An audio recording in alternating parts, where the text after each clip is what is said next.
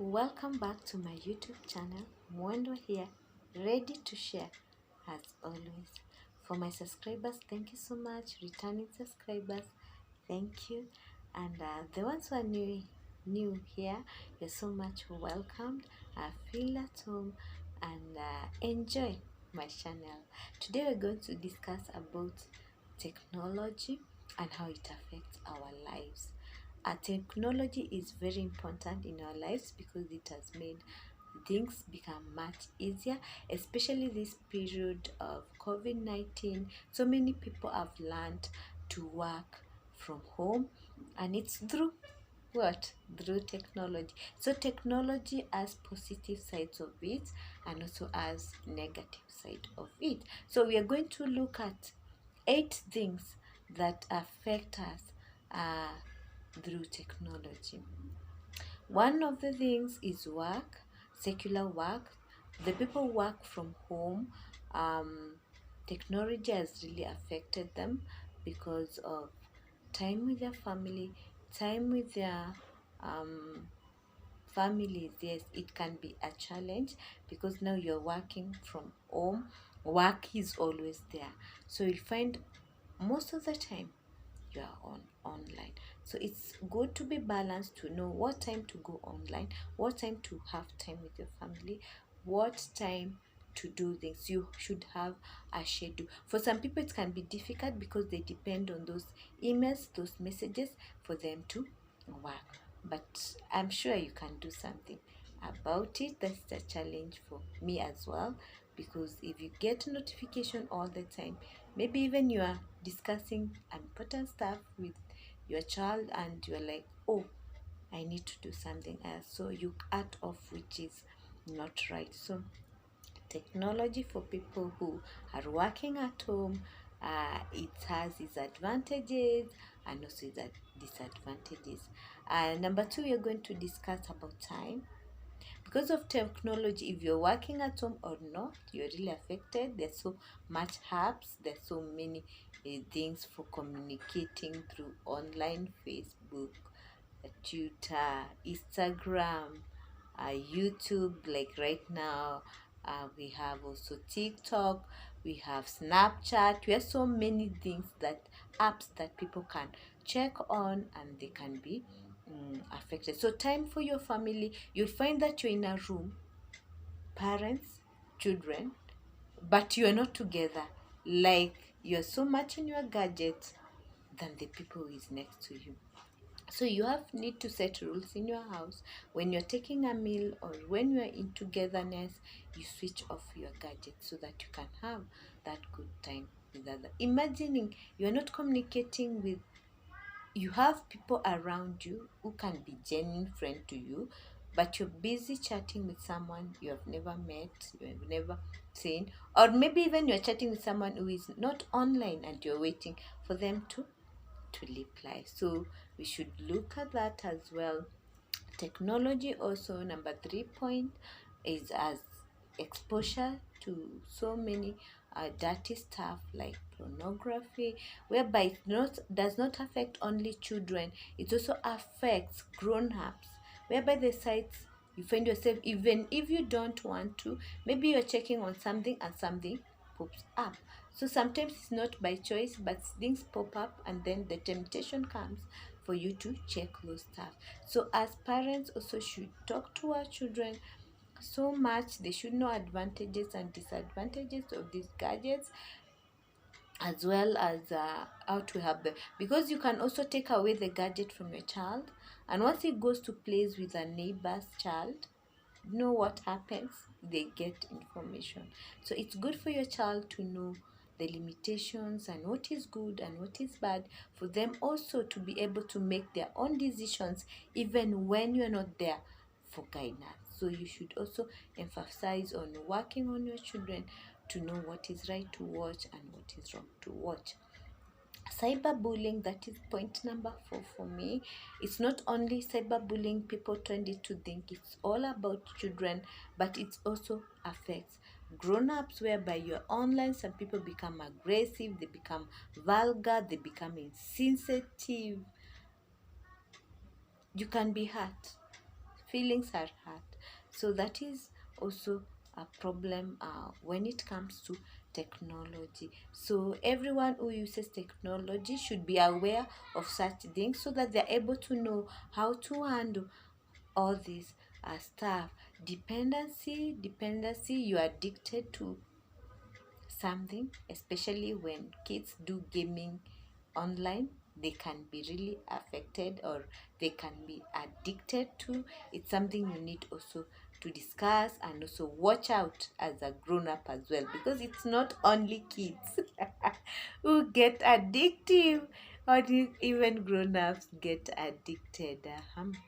Self-focused, you'll find also number 5 point, you become self-focused. Are you self-focused? Do you love yourself so much more than other people? Who has you like? Get friends who have your back, friends who can do things for you so that you do things to them. So such friendship focus only mainly on what you get from that relationship. Is that right for you? How does it feel if you know you have a friend that is after what you have, what you can give? It's only after what you can give. There's the relationship if you cannot provide this tit for tat stuff. So those are the things also you should bear in mind, and you should also be knowledgeable so that when you go, we are in an era where we cannot avoid technology.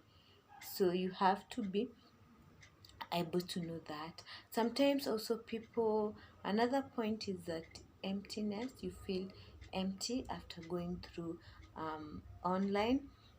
One study found that many people felt worse after browsing through social media platform. um, like they concluded, these researchers concluded that looking at the pictures, the updates, can leave a person with feeling or having like they're meaningless, because people post very exciting like photos, and you tend comparing yourself and you find yourself, oh, the lifestyle that is there, some are so some are not true but okay, some can be true, but that comparison can leave you with emptiness. So those are the things you should watch out. You should watch out. um you should watch out. The last point I want to discuss with you, it's about um empathy. Empathy reduces when you are attached to gadgets, when you are attached to online friends. Okay, empathy requires someone should slow down and be patiently consider another person.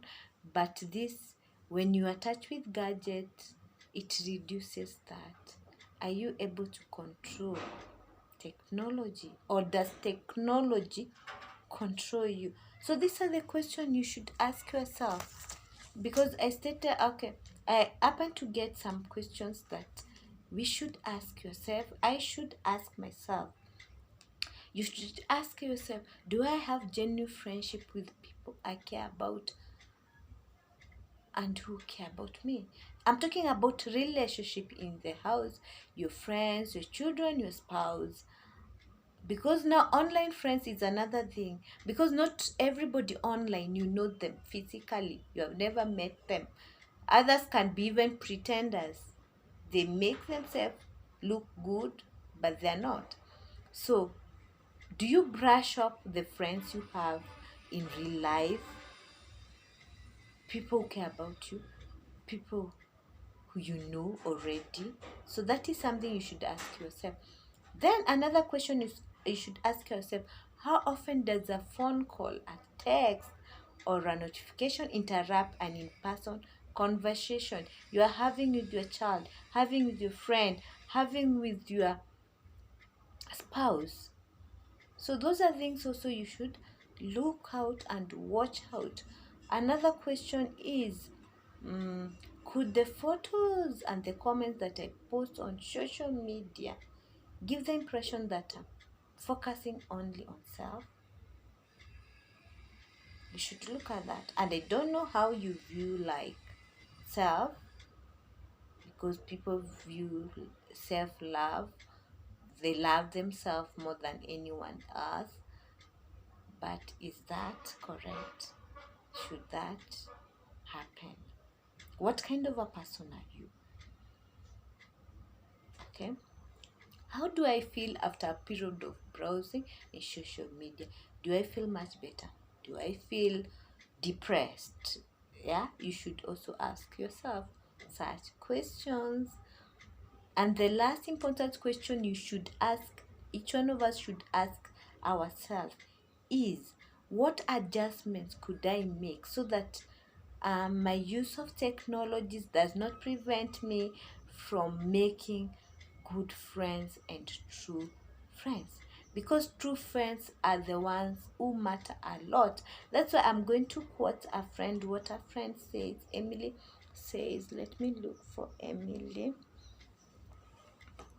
Emily says that friendship take time and effort, so realistically you may only have few friends. It's not about the number. That is what Emily is saying. It's not about the number, but about quality. True friends look out for your best interest, and you look out for their best interest. So when you have friends, even social media, do they look out for your best interest? Are you also a good friend to them? Do you look out for their best interest? So number, it's not numbers, but it's quality of the friendship that matters a lot. Technology has so many things to discuss about it. I'm not through with technology. We have so much to discuss about, but that is what I have for you today. Feel free to comment below, to like my video, to subscribe if you have not yet, to click the notification bell so whenever I upload a video, you are able to be notified. Thank you so much for your time. Thank you so much for your resources in order for you to be here and listen to me. I really appreciate. May God bless you.